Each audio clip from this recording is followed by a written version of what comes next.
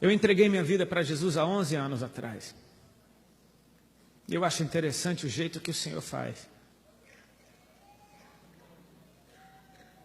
Ele esperou eu realizar todos os meus sonhos de adolescente.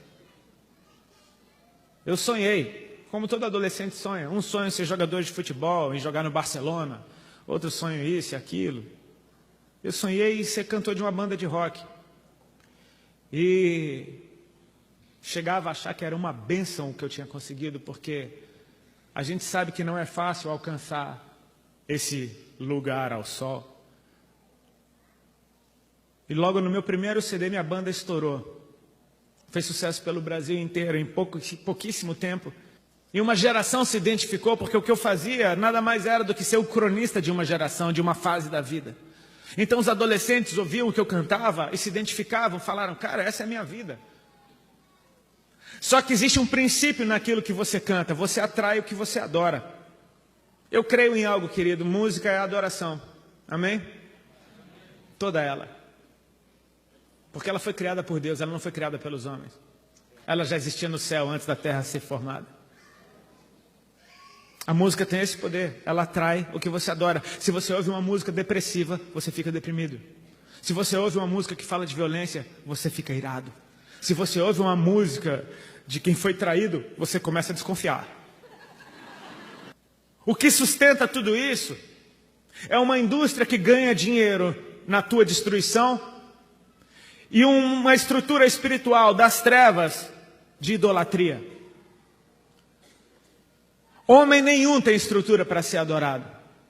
Nós fomos feitos para dar adoração. Nós não fomos feitos para ser louvados, nós fomos feitos para dar louvor. Toda vez que você louva, adora e dirige isso para algo que não é Deus, algum espírito maligno se coloca ali para receber essa adoração. Então você, inevitavelmente, começa a ser usado pelas trevas, sem saber o que você está fazendo. Satanás, ele é legalista, mas ele é sujo. Ele não quer saber se você sabe o que você está fazendo. Ele vai te usar, vai chupar a laranja e vai cuspir o bagaço. No ano de 2000, eu comecei a entender que eu tinha virado um bagaço. Eu estava namorando já com a minha esposa, que vocês conheceram aqui. Ela era uma menina que eu conheci aos 15 anos de idade, quando ela tinha 15 anos de idade. E ela veio de uma família cristã que estava desviada. Ou seja, ela conhecia alguma coisa da palavra de Deus, ela sabia que Jesus Cristo era o Senhor e tudo, mas ela não via ninguém seguir Jesus na casa dela, então ela não seguia também. A gente se conheceu, nos apaixonamos, mas ela morava numa cidade, eu morava em outra. Ela era muito nova, não tinha nem como namorar com ela. Isso foi em 94. Em 2000, ela já tinha conhecido as drogas, já tinha ido morar em Londres, já tinha quase casado com um traficante lá, enfim, ela estava arrebentada também. Ela largou tudo e foi morar comigo em São Paulo. Eu estava no auge da minha carreira. Eu estava muito pior do que eu era na época que ela me conheceu. E ela estava completamente arrebentada pelas drogas. Você junta um drogado com outro e a mistura é explosiva, fica muito pior os dois. Ainda mais tentando viver como um casal totalmente fora dos padrões daquele que estabeleceu o casamento.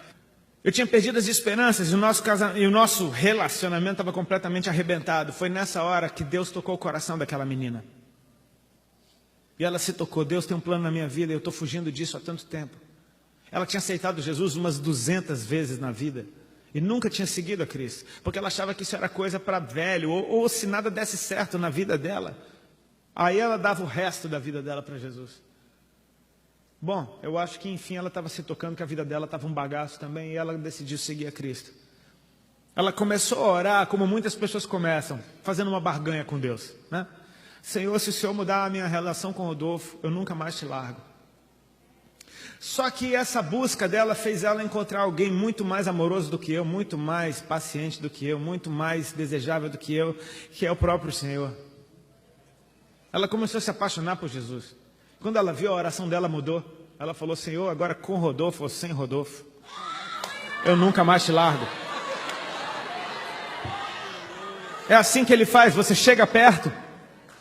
Cuidado, se você chegar muito perto, você não consegue sair dali. Ela estava num processo, eu tentava sabotar a pregação dela. Eu chegava em casa, eu acendia um baseado e ela pregando. Aí eu passava o baseado para ela, ela pegava, continuava fumando e pregando. Ela estava num processo, ela estava apaixonada por Jesus. Fazer o quê? Era uma maconheira apaixonada por Jesus. Estava num processo. Um belo dia ela chega com a notícia. A coisa foi ficando mais intensa. E ela chegou com a notícia: amor, as irmãs vão vir aí. Até então as irmãs era só no telefone. Pareciam personagens, eu nunca tinha visto. Era só de dentro do telefone. E ela ia para casa dessas irmãs no fim de semana. Daqui a pouco ela diz: elas vão vir aí. Eu falei: quando? Ela: segunda-feira. Tá bom, né? Pensei: segunda-feira vou pegar o carro, vou para o Guarujá, vou pegar a onda, não vou ficar aqui. Tá louco, não quero saber de crente. Aí ela falou: não, é uma campanha. São 7 segunda-feira. Quando chegaram as irmãs, eu estava completamente chapado. E elas vieram, e eu tinha o cabelo todo colorido, eu tinha largador na orelha, enfim, eu era o cão, né? As irmãs, tadinhas, se assustaram comigo, eu também me assustei com elas, eu nunca tinha visto. Poxa, eram umas 5, todas assim pequenininhas, cabelinho grisalho, coquezinho todo bonitinho, Bíblia do lado, a bolsinha do outro, a paz do Senhor, irmão. E eu não entendia nada disso, falei: tudo bem, entra aí, boa tarde, né? Não sabia nem conversar. As irmãs começaram a orar, e eu não preciso explicar para vocês o que aconteceu. Uma delas veio na minha direção que nem uma locomotiva. Chegou na minha frente e sem o menor Alisabel, sabe? O Alisabel que a galera usava antigamente. Aquele menor tipo: oi, querido, amado. Ela chegou direto assim, com a voz de quem está cheia do Espírito: o irmão já aceitou Jesus. Desse jeito. Eu já estava morrendo de medo. A irmã ainda chega e dá uma dessa, tipo bope, chegou enquadrando. Eu falei: já? Tipo, medo. A irmã falou: você quer aceitar Jesus? Eu falei: quero. Ela fez aquela oração comigo. Eu entreguei minha vida para o Senhor, pedindo perdão pelos meus pecados, reconhecendo que eu era um pecador, que Ele era Deus, meu Senhor e Salvador, e enfim. Ela deu glória a Deus, elas deram as mãos, oraram na sala e foram embora. Eu não entendi nada. Eu pensava: meu, crente só pensa em dinheiro. Elas não me pediram um centavo, eu não estou entendendo nada. E aí, elas saíram lá de casa, adivinham o que aconteceu? Caiu um raio e eu virei crente. Não, querido, é um processo. Elas foram embora, eu dei glória a Deus que elas tinham ido embora. Eu acendi um baseado enorme, eu imitei elas pulando no meio da sala. Só que existe uma coisa que já tinha acontecido, que a gente não consegue enxergar. O meu nome tinha sido escrito no livro da vida. Porque Jesus morreu por isso. Ele me ama mais do que a minha ignorância. O amor dele encobre a multidão dos nossos pecados. É maior. Se eu sou Deus, eu não aceito essa oração. Ainda bem que eu não sou. Ele é misericordioso demais. A prova disso é que na semana seguinte elas voltaram e trouxeram uma amiga delas.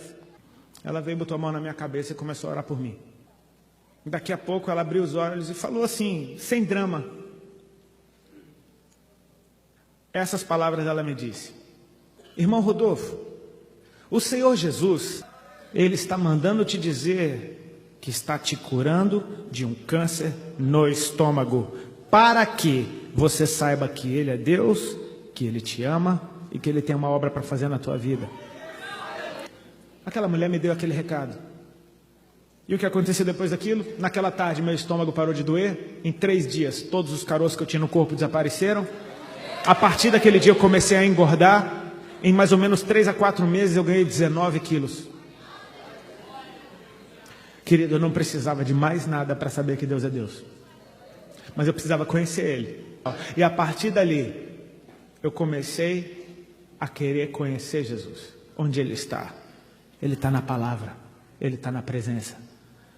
Onde é que Ele está sendo cultuado? As irmãs me levavam. Agora eu estava andando com as irmãs. Era para cima e para baixo. Eu ia no culto, tinha culto segunda, terça, quarta, quinta, sexta, sábado, domingo eu fazia show. Mas acontece que toda vez que eu entrava naquele lugar, igreja simples da periferia, a palavra de Deus parece que era direta para mim, parece que não tinha nada além de mim naquele lugar, parece que só tinha eu ali. E eu chorava, e eu sentia o amor de Deus fluindo, e aquilo entrava dentro de mim, e eu ia sendo transformado. E sabe, Nenhuma daquelas mulheres me mandou parar de usar droga. Nenhuma delas me mandou parar de fazer nada. Inclusive as igrejas mais do estreito que eu ia, porque todas aquelas irmãs eram daquelas igrejas, tinha igreja que era homem de um lado, mulher do outro, igrejinha minúscula, e a gente ia. E minha mulher tinha o cabelo vermelho, toda doida, e eu todo tatuado, e a gente ia, assustava os irmãos tudo. Sabe o que os pastores falavam para mim, cara? Você acha que eles olhavam para minhas roupas? Eu me lembro do pastor Nivaldo, ele dizia assim para mim: filho, você é bem-vindo nesse lugar. A obra na sua vida, quem vai fazer é o Espírito Santo. Continua. Era essa a palavra que Deus falava através daqueles homens e mulheres de Deus. Continua, permanece, permanece, permanece, permanece. Hoje eu vi um Twitter do meu pastor que dizia assim: para você subir no monte do Senhor, você tem que buscar. Para você permanecer, você tem que renunciar. Isso é uma verdade, porque agora eu saía dos cultos, feliz da vida. Eu me lembro de um culto especial, eu estava chorando, eu cheguei no carro, peguei a carteira de cigarro, acendi o cigarro chorando, dando glória a Deus. Eu olhava para aquele cigarro e falava: cara, não tem nada a ver. Isso não tem mais nada a ver. Eu parei de usar droga, sabe como? Fumando um baseado e tentando ler a Bíblia ao mesmo tempo. E eu não conseguia ler a Bíblia. E era o último baseado que eu tinha. Eu tinha acabado de noivar.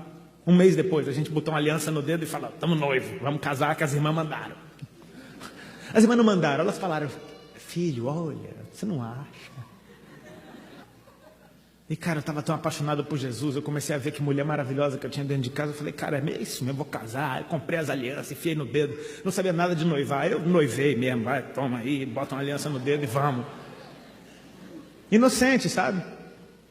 Mas Deus se move pela intenção do teu coração, cara. É pela motivação do teu coração. Eu sei que eu parei de fumar maconha pensando no baseado, que ele era o último que eu tinha. Eu tentava ler a Bíblia e não entendia nada da Bíblia e fumava o baseado. E quando eu vi que ele era o último, eu falei: quer saber? É o último, é o último, é o último, é o último. Parei de fumar fumando. E a primeira coisa que eu fiz quando joguei a bituca no cinzeiro foi ligar para a casa da mãe da Ali. Ela estava lá, eu estava no hotel. E eu liguei: amor, era tarde da noite, com aquela voz que acabou de fumar: amor. Ela disse: oi, querido. Eu falei: tenho uma notícia para te dar. O quê? Parei de fumar. Foi desse jeito, ela está aqui.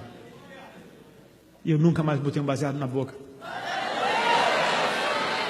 Esse é o Deus que liberta, você chega perto dele, cara. Jesus Cristo disse para os seus discípulos: vós sois limpos pela palavra que eu vos tenho dito. A palavra de Deus vai limpar.